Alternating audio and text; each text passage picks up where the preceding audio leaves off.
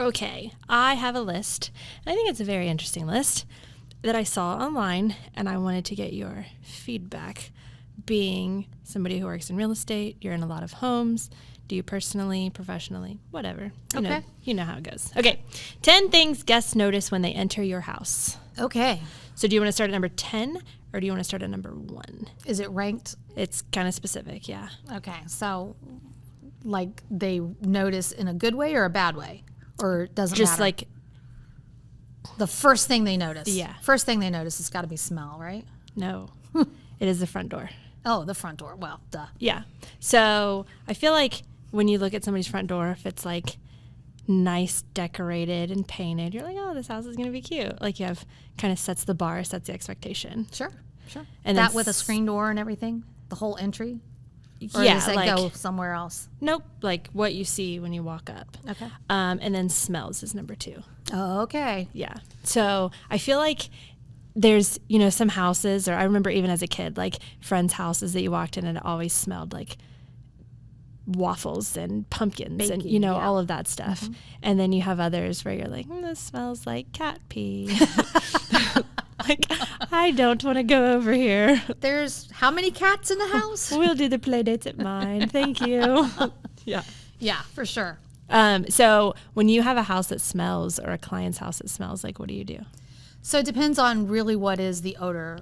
And, there's a difference in cooking smells, right, versus just house smells. Then you kind of want to make sure that it's not problematic. If a house smells musty, then people have a bad reaction to that. You don't want that. So if it's just odors from food, that's really not really a big issue most of the time. The old trick used to be, you would throw some cookies in the oven and fresh bake, and then, next people come walking through, they'll be like, oh, this smells like home. Yay. Yeah.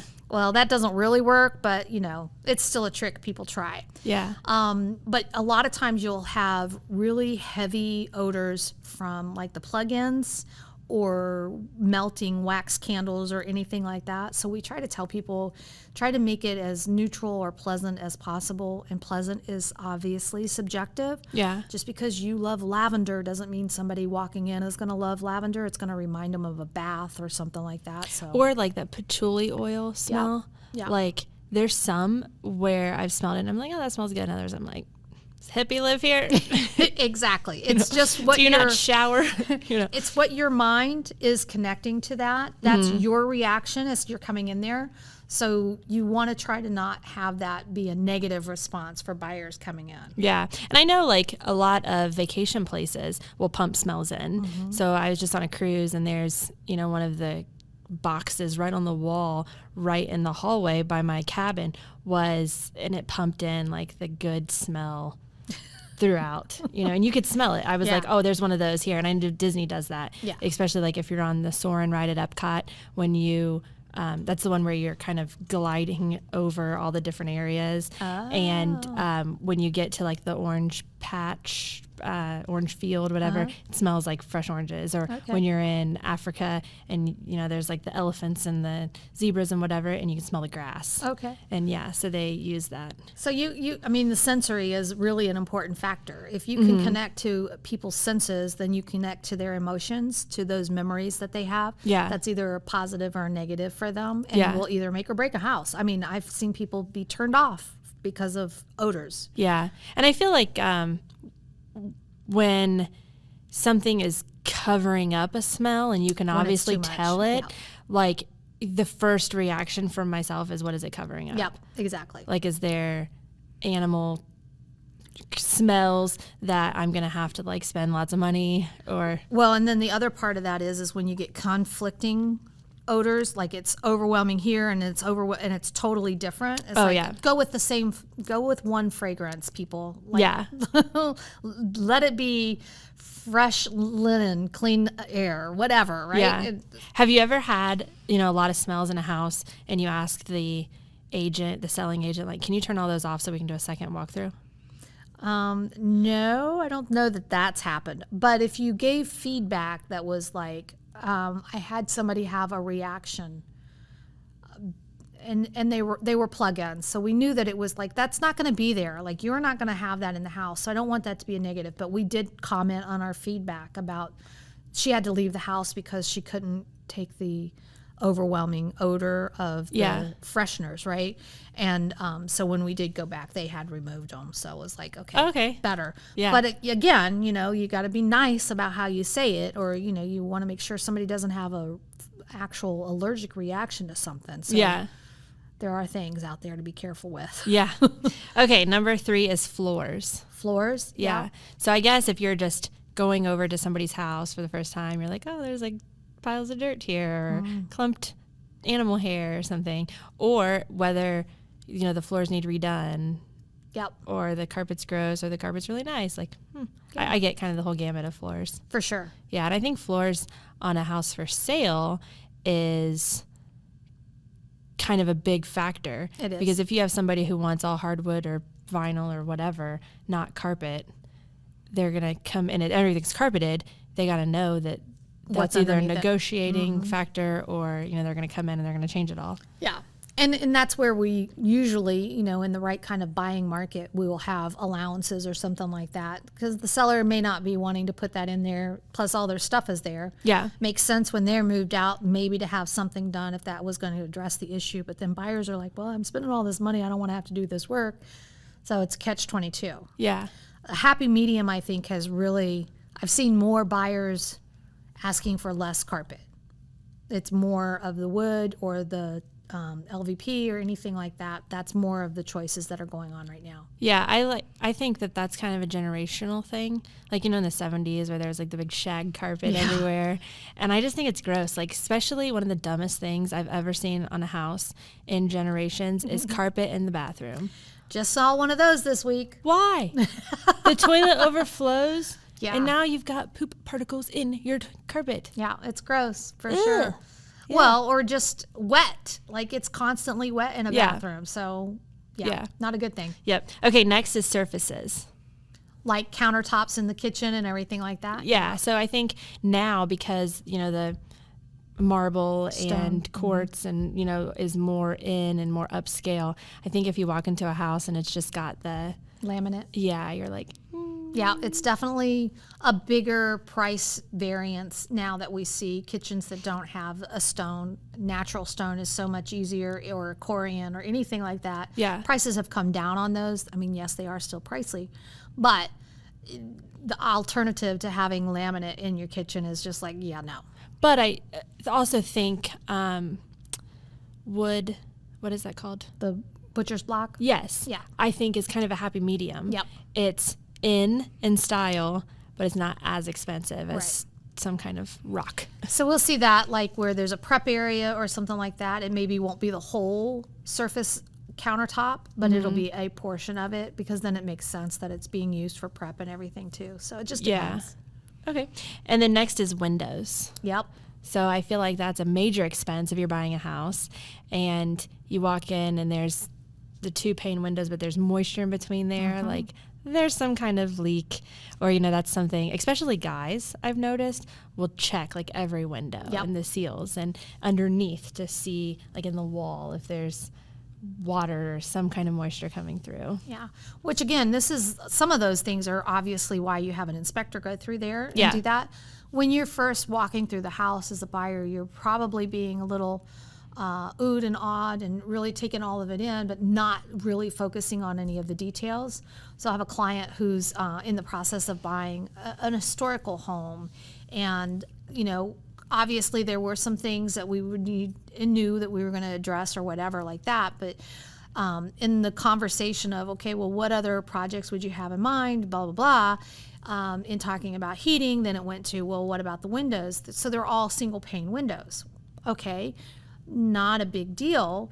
Then we started counting the number of windows in this house, first of all. So now we're going through actually counting the windows. Now we're counting the windows that have cracks in them or broken.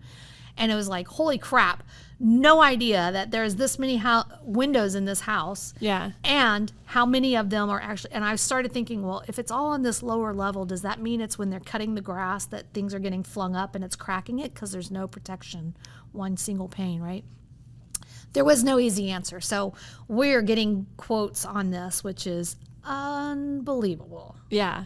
As you can imagine, prices of windows has gone way through the roof. Yeah. But this is a historical home, so they're larger windows, so they're even more expensive. Plus, then you have the labor that goes into there, and it's just like compound on top of another on top of another. Why this needs to really be looked at early on. Yeah. When you are considering, is this the house that I want, or is this the house that I can budget for, or the repairs that I want to deal with? Right. Because not everybody's willing to come out there and do that work. Yeah. So I feel like also windows kind of go in and out of style. You know, the lattice pane things, Yep. and they pop in and out. That is like, Nobody likes them. yeah. Now, because we got spoiled by having blinds that could be inside the glass panes. But those are terrible because they always mess up. And I've had multiple houses with them, and then you have it looks like this halfway through, and you can't fix it. And how are you supposed to fix it? You have to have somebody come Yeah. out to fix it, or you have to bust the window and pull it down. But then, like, what's the point? So, all the things. and also the color of the windows. So everybody's used to be white, and now I'm seeing a lot of black Yeah. or dark gray. Yeah. But there's also more like all black houses. Yes. Yeah. Have you seen the blue house yet? I had this really weird dream. Like, I don't even, like, we'll call it 2 weeks ago. I had this really weird dream, and I was dreaming about this, that I just decided I wanted to buy a brick house, but I just didn't want brick. So I went out and I painted this house blue. No thought, no rationale, nothing. The next couple of times I was driving down Spring Valley, and I passed this house, and I'm like, what? They painted their brick Blue? this blue. Do you think you like subconsciously saw it? I don't know if I didn't? tried to think if I'd passed there, if I saw it or what, but I'm like, that's the blue that I would actually paint it. It looks so nice. It's such a nice contrast. And then they did the white garage door. I'm like, they did a really nice job on that, but it's not normal. Like, I remember people like, oh, you can't paint your brick. Oh, why? Yeah. And that's when people were painting it white. Well, now you have all these white homes, and people are like, yeah, I don't want a white brick. I want real brick. And Yeah. it's like, you just go with what works for you because it's your house. Right.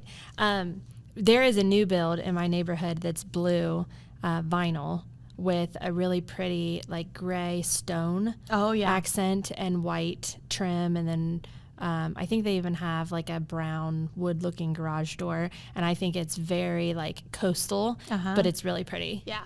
If it's done right, I think Yeah. it does make an impact. So. Yeah, but then there's also another house that I saw that has just kind of random things painted blue, and it does not doesn't go work. together. No, and I feel like you have to be like all in or not, and it needs to all kind of flow. Yeah, for sure. Yeah. Okay, so back to my list. Cushions. Cushions like on the couch, Cushions. That's all it says. or just having cushions? Okay, Yeah. interesting. So that one I think is just kind of taste, not so much like if you're looking at a house, because obviously like that's not going to be there. But you know, if you're just going into be a guest in somebody's home, like all the people 20 notice the cushions on the bed. So I'm a big pillow person. And Mike's always like, why do we have to take 75 pillows off of our bed so that we can sleep? And I'm like, it looks pretty. HGTV told me to. I remember that. Yeah. Well, and that is one of the details when you're staging a home, is that they'll add pillows on like the chairs and on the couch, and it just gives more of a fluff Yeah. to the property, so it makes it stand out. It could be a little pop of color. It does all the different things. So it's a designer choice for sure. Yeah. Okay, and the next one is clutter. So I know we've talked about on previous episodes, like where you need to come in and really declutter. Yep. And then there's this whole minimalist movement now where people are like, get it out. It causes stress. Yeah. And I feel like when you have something super organized and decluttered, it's like Calming. so calming for yourself. Yeah. For sure. Okay, and then the bathroom sink is the next one. Bathroom sink. Yeah, we've seen a lot of different trends in that. I mean, used to be you wanted the storage space, you wanted cabinet, the whole thing. And I think I'm seeing more pedestal sinks now Really? where they're doing away with that. Okay, so one of my pet peeves is when you go into somebody's house and they have this really modern bowl sink and it's glass and there's toothpaste all over it. You're like, this is your like powder room where people use the bathroom. For sure. Like this is the formal, everybody goes here. Yeah. Or you have that in like your main bathroom and like that should be more kind of neutral. Yeah. You know, I know my kids get like toothpaste everywhere and I would never have one of those glass bowls where you can see it. Well, fingerprints, water spots, the whole thing. So there's a reason why you pick the finish on the sink and everything is depending on what you want to do. My mom was always a fanatic about sinks. So it was like kitchen sink, if you finish washing the dishes or doing any of that, then you would take and you would dry wipe the sink so that the stainless was all nice and smooth and clear of spots and everything. Okay, so speaking of the kitchen sink, we have this debate in my house. So we have 2 bowls in our sink. Yeah. One is, like where the main water comes. Obviously, you can move it over, but, it's the main. We kind of leave that empty. Is that where the garbage disposal is or no? Yes. Okay. The other side, there's like that drying rack thing that you can fold out and fold back in. Yeah. But nothing gets put over there. And you don't put something right in. So now we have on the sink counter all of these dirty dishes that like will pile up. Oh no. So I take them, roll the thing back and put it all in one side because I like more of a clean like counter. Yeah. Where Mike's like, you put it all in the sink and then you have to go through all the gross dishes to put them all in the dishwasher. Which way do you fall? It's the struggle is real. Yeah. So if I had my perfect world and I finished with the dishes, using dishes like they're dirty now, rinse, put in the dishwasher and not be in the sink. Yeah. If it's time crunch and I'm headed out the door, whatever. And the dishes are clean in the dishwasher. Like you haven't had time to put them away yet. So you can't just put them right in there. Where does your dishes full? Well, so then that's where it's going to go in the bigger side of the sink to sit down. Yeah. So that the one with the garbage disposal is like I need to rinse and let that run through. So I don't want that piled up with dishes. And if you're going to wash your hands. Yeah, you want it to. Yeah, I don't want to wash my hands over somebody's cereal bowl and used spaghetti from the night before. Oh my gosh. Right? My kid would really hurt me, but I'm about to say it anyway.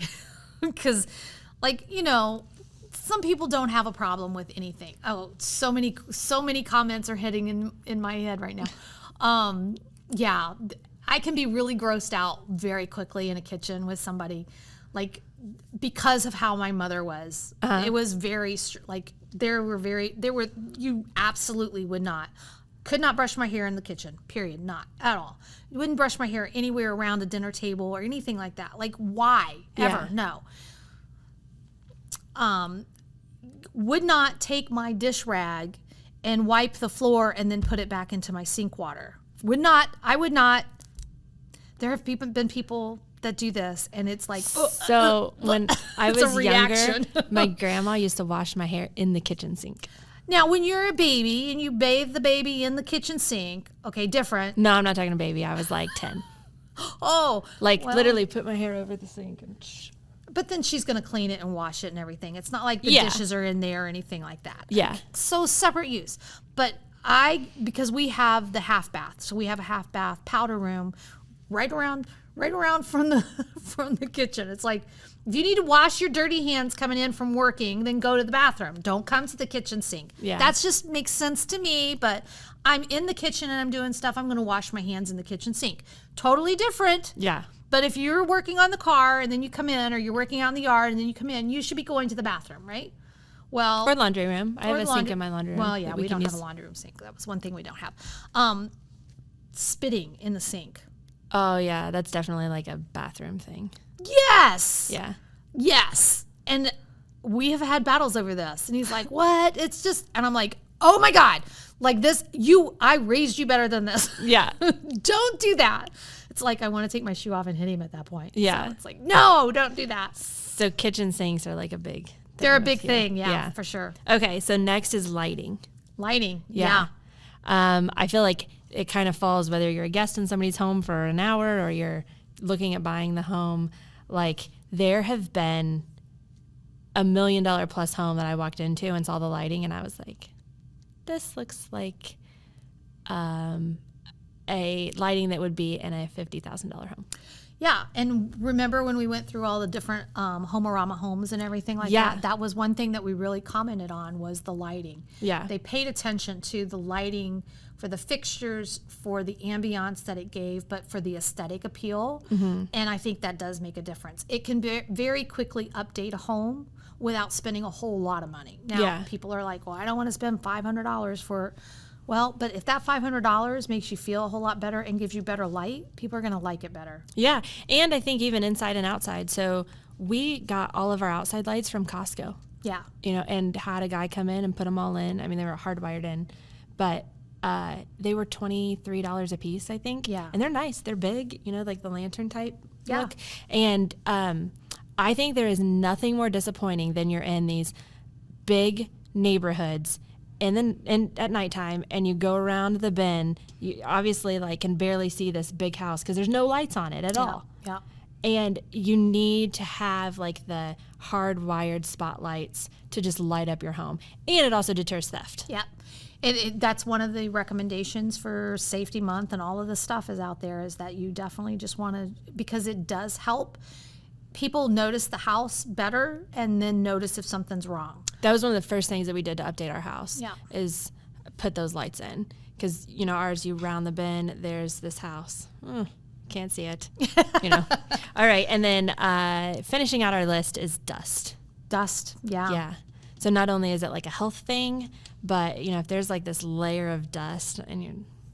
Oh. And it comes back to the idea of the carpet, the flooring where you were talking about. Yeah. If you've got that much dust on your furniture, how much dust and particles are in the carpet. Right. Which just really makes people cringe. Yeah, and I think it also goes back to the minimalist lifestyle. If you have... I have a friend that has, literally 1,000 books. And you're like, these are just dust collectors. You're not reading them. Let's put them away, She's like, no, let's put them on every single bookshelf in my living room. And we just have two totally different styles. Yeah. She likes, that's her piece, and she finds peace in all of her books being right there that she can look at. And I'm like, that's a dust collector. Yeah. But I have bottles of sand out, so... I like to dust them and just look at them because it's all of the places that I've traveled to. So, yeah, that is the 10 things. Is there anything else that you notice about a house when you walk in that wasn't on the list? I mean, the landscaping, for one. We talked about the lights and everything outside, but I think people pay attention to, is it nicely manicured and upkept? Is there any kind of plants or coloring or anything like that, or is it just... That's one option I think people talk about too. Yeah, I definitely think that the neighbors make a big difference, whether you're buying or just visiting. Mm-hmm. If you're like, oh, this is a not so great neighborhood because there's all these broken down cars throughout the street that you drive onto. But it could be, a fine neighborhood. Yeah. But, or just trash, in backyards, or trash, just even just pieces of trash throughout the neighborhood or on the property. Which again is why it's really important for people to physically drive the areas of the homes that they're looking at. Yeah. Instead of just assuming that the pictures online are going to be great, because that's what it all looks like. Right.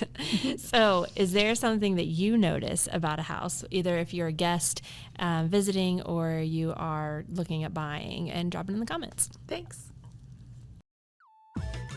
Thanks for joining us today on the Realty Podcast. If you enjoyed the knowledge and entertainment today, please subscribe and share with your friends. We will be embarking on a journey that bridges the gap between realtors and clients, uncovering the heart and tea of real estate.